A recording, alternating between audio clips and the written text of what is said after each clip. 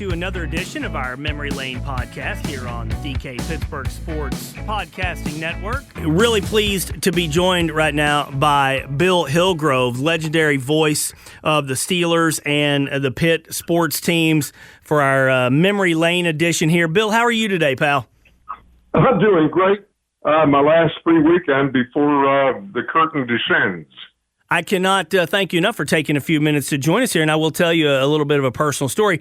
I cover Penn State football, so a lot of times I'm coming back from the road on Sunday, either from the Pittsburgh airport or from wherever. So I'm actually listening to a lot of Steelers games on the radio. For most of the time I've lived here, Bill, I haven't always been able to watch a lot of Steelers games, but I listen to you religiously on the radio and have always been a huge fan. So I kind of wanted to start from there of just how much you enjoy doing what you've been doing with the Steelers and Pitt broadcast for so many years. I have postponed retirement for a lot of years because I enjoy what I'm doing. And, okay, I'm a little busy on weekends, so if you want to play golf in the fall on the weekend, I can only play 9 holes. But seriously, it's a dream. It's what I've always wanted to do. But as you know, as a young person in this business, you sometimes have to take global routes to your goal, and that's what happened to me. Bill, what are you up to nowadays? We're about to start the season here, but what are you up to these days, just during the off season as you prepare for football? Well, I already went on to a website and somehow got a hold of somebody's impression of a Steeler 3-deep. And I've worked on that, and, I think I'll be ready for the first preseason game, the weekend of August 14th. But, in the meantime, you just kind of prepare yourself mentally, thinking about what you think their strengths are and what their weaknesses are, and you go from there. And I think this is going to be an interesting team. And people who are picking them for last place, I caution them. This will be a competitive football team. Yeah, I think a lot of Steelers fans are glad to hear about that. One thing that it always intrigues me about your career is you'll call a Pitt game on a Saturday, then call it maybe a Steelers game on a Sunday or on Monday. Schedules can change, but it can be a very, very busy. How often have you been asked over the years, hey, Bill, what's it like to go from an all-day college football thing on Saturday to an all-day NFL? How do you pull all that off? Well, first of all, to go from Saturday to Sunday, I almost take a page from the book of Roger Houston, the Meadows announcer. A racetrack announcer has to forget about the colors and names and numbers of the previous race and go on to the next one. And I think there was a good lesson there. And, I kind of blank myself from what happens to Pitt on Saturday and get ready for the Steelers on Sunday. And, of course, as you know, Cory, you have to, schedule your week accordingly. And so Mondays, Pat Narduzzi has a news conference. I kind of dedicate that as a Pitt day. Tuesdays, Mike Tomlin has a news conference dedicated as a Steeler game day. Wednesday, is a free-for-all, and Thursday and Friday, you have to kind of separate the preparation in order to be able to forget about one and go to the next. And that's been a fortunate thing for me. I've been able to do that. So I want to ask you about a broadcaster tricks of the trade here in terms of memorizing players' names and numbers and all of that. And again, it kind of goes hand in hand with doing a college game on Saturday and a pro. How many names do you memorize all the names during the week for the Pitt players and the opponent and the Steelers players and the opponent, or are you focused on the starters and then you've got your depth chart in front of you and you can find the names and numbers very quickly? Just what is that process like? I think once I go through a couple of Steelers practices, I get their numbers down pretty well, especially the action people. The people who are going to touch the ball.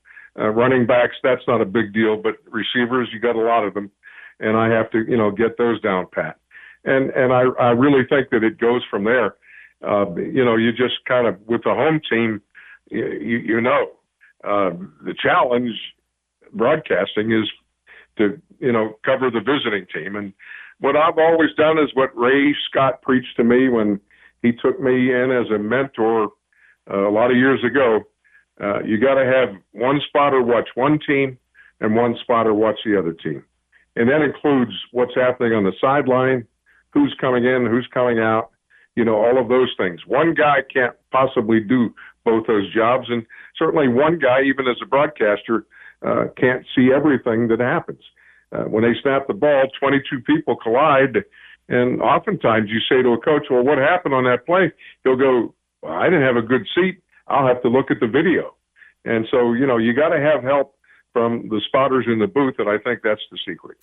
How'd you get your start in all of this, Bill? Can you walk us back to young Bill Hillgrove and what his goals and ambitions in life and sports were and how you ended up in this field?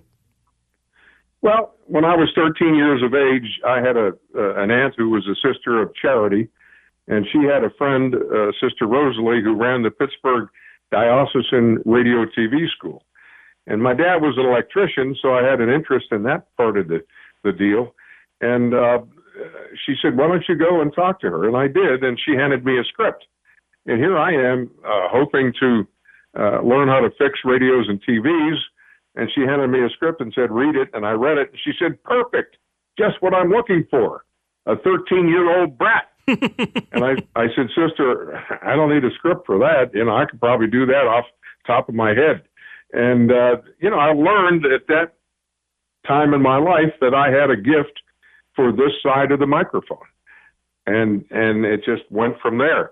And I, was able to combine that with my love of sports. And I knew, even though I took the global route and I did disc jockey, I did news, I did, straight announcing, even though, it all came together later in my career. And I was just fortunate to be in the right place at the right time. How old were you when you got your first radio gig?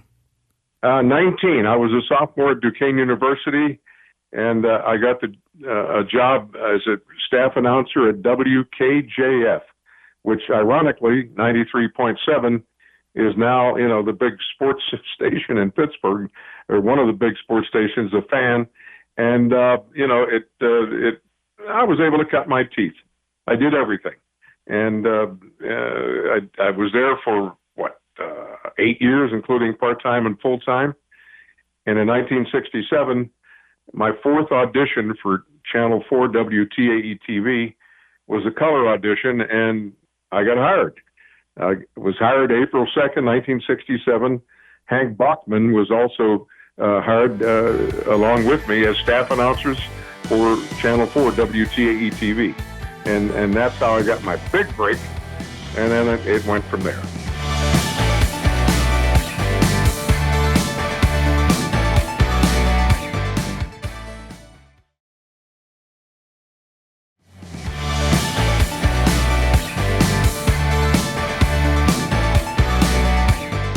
Bill, from your birthday, which I see on Wikipedia, you're 81 years old, from what I can tell. Still 81 years young. Absolutely. You still sound tremendous. Again, I'm a huge fan of listening to you on the radio with the Steelers games.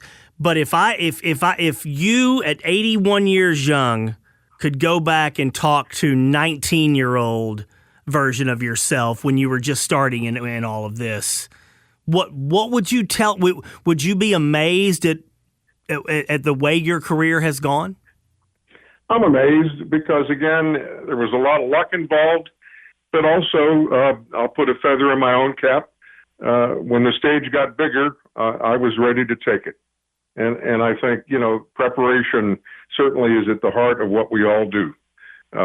Ray Scott told me, again, from the great Ray Scott, 95% of your work is done before you step in the booth.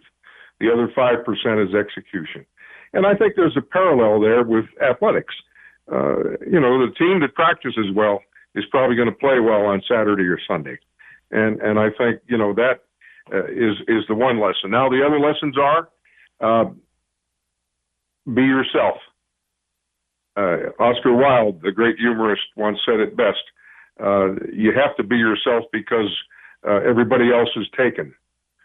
And I think that's a great lesson for people in our business. Don't try to be the next Bob Costas, the next Mike Tirico, the next Al Michaels. Don't do that. Now, learn from them, and there's a lot of things they do well that you can learn from, but you still have to be yourself. And if there's the other lesson that I could tell a young person, be versatile. Because at 19 or 18 or even 23, you don't know what you're going to end up doing. You still don't know. And so, be versatile and let those gentle winds kind of push you along into what you eventually will become. And I think those are the two great lessons that, I would impart to young people. So what was your big break, Bill, with regards to the play-by-play? First maybe with Pitt, then maybe with the Steelers. How did you get your foot in the door with both of those places? There were two big breaks. The first one occurred in 1969 when the program director at TAE Radio, Don Schaefer, came to me and said, "Have you done play-by-play?" And I said, when I was a student at Duquesne, I did a little bit of high school football, a lot of Duquesne basketball. And he said, good, because we have a chance to sign Pitt to a contract for basketball and football, and they hadn't been regularly broadcast on basketball since Don Hennon days in 58, 59. And so this was 1969. You'll do the basketball.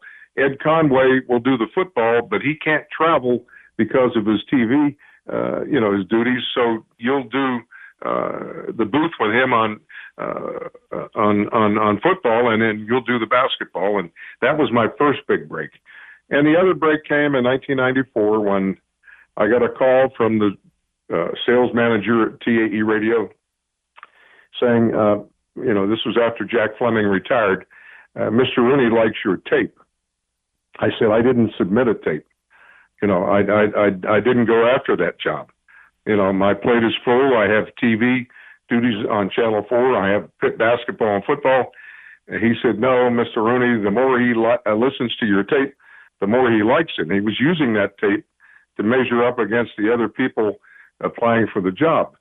And then couldn't have been a week and a half, 2 weeks later, I got a call from Tom Donahoe, who at the time was the general manager. And he said, Billy, we had a meeting last night. Things are looking good for you. And I went, wow, I'm a candidate for a job that I never applied for. And then, the rest worked out, and it was fortuitous for me because at the time, UPMC, Pitt, and the Steelers got together because of Heinz Field.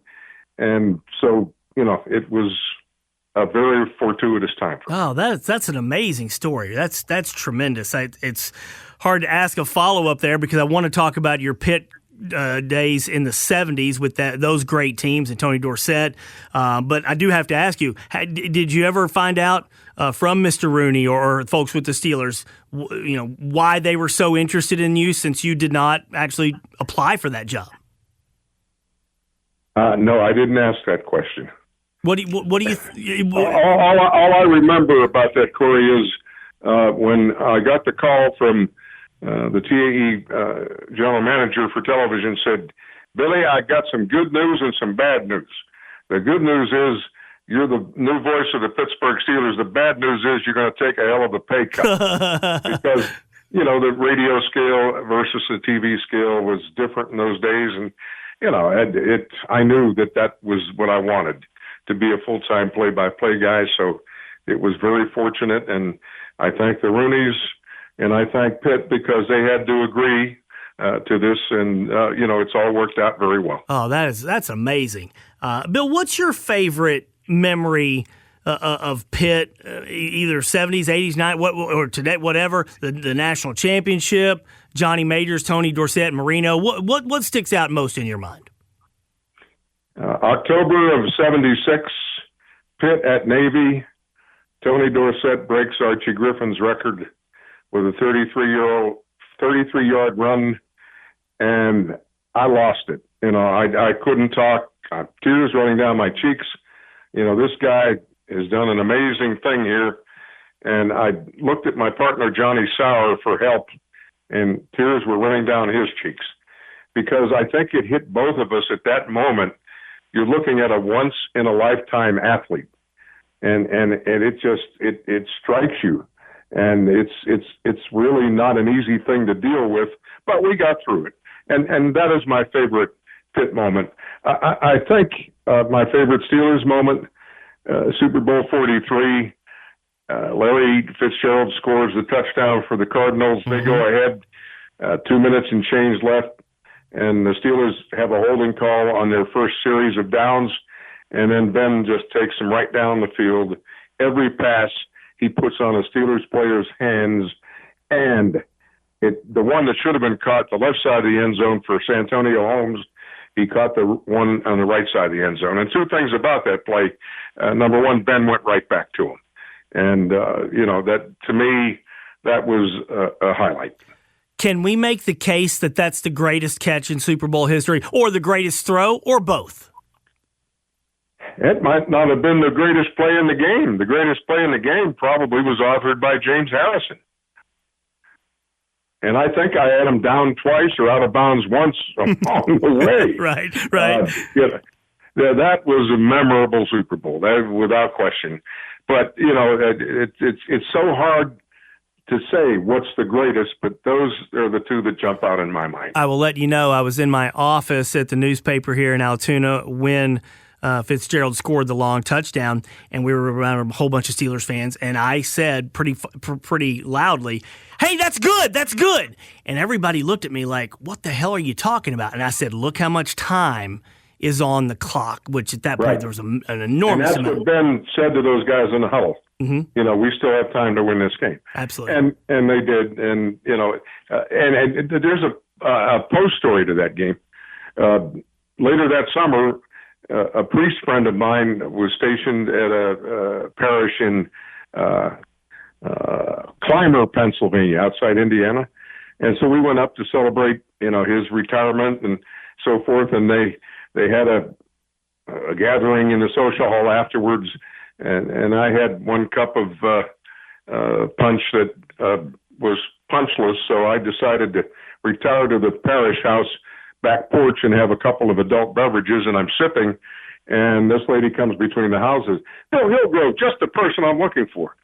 We're the Smith family from Clymer, and we were avid Steelers fans, and Larry Fitzgerald scored that touchdown, and the room went silent. There's a terrible towel over the TV, and we're speechless, and we don't know what to say." And so finally somebody said, "Well, let's pray to a saint. What saint do we pray to?" And there's silence. And the 7-year-old kid piped up and said, "Let's pray to Myron Cope." Yeah. And so, well, the rest is history. And so, now you can refer to him as Saint Myron because of what happened at the time. But, that's one of my favorite memories. I don't know if this is the same story. I literally was just about to ask you, what is your favorite memory of Myron Cope? Oh, there are so many. I miss him every day. He was so well prepared. He had command of the King's English, although he had the right to slaughter it when he felt like that was necessary. One of my favorite stories was in 1983. People forget, I did a year with Cope on Pitt because Johnny Sauer didn't get medical clearance, so Myron had to jump in and be the color man for Pitt that year. And when he took that assignment, he said to the boss, "There's one caveat. On September 23rd or whenever it was, Pitt's at Maryland. Well, that's the same day that my favorite cousin gets married, and the reception is at the prestigious Rolling Rock Club. I got to get from College Park, Maryland, to the Rolling Rock." And they hired a single-engine plane, and sure enough, 4 minutes to go in the Pitt Maryland game, Myron leaves the booth and goes out to this grass field in College Park, and there's a guy with a leather helmet said, "Are you Myron Cope?" "Yep, come on, let's go." And they take off, and it's a beautiful day, and they fly, and they get up over the mountains, and finally it's time to check in with Latrobe Airport, so the pilot radios, request permission to land. And the tower says, "You can't land here. We got an air show going on. We got divers and bombers and daredevils, and there's no way." And he looks at Cope and said, "We can't land. They have an air show going on."